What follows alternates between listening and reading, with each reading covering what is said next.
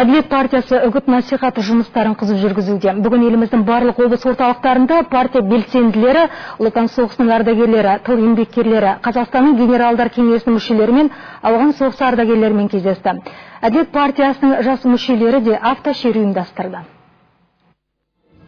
Аға буын өкілдеріне жан-жақты көмек беру Әділет партиясының сайлауалды тұғырнамасының басты бағыттарының бірі. Партиялықтар Ұлы Отан соғысы ардагерлері мен тыл еңбеккерлерін ешқашан назардан тыс қалдырған емес.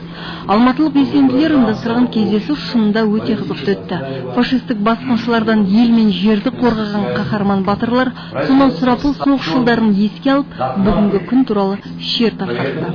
Жылдан жылға біздің ардагерлер ұлы соғыс отанның ардагерлері күннен күнге азайып жатыр.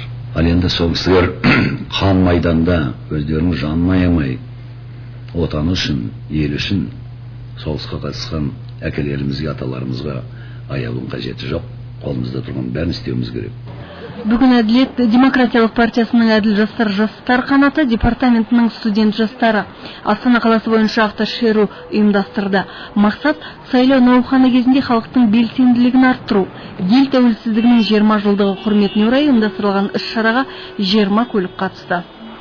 Автошерудің мақсаты Қазақстан халқын, азаматтарын сайлауға деген құштарлықтарын ояту, сонымен қатар парламентке әділеттікті енгізу мақсатында ұйымдастырылып отыр. Бұл шараға 20 көлік қатысады. Бұл Қорғалжын трассасынан басталып, бүкіл оң жағалау және сол жағалау Астана қаласымен жүріп өтеді 1 сағат көлемінде.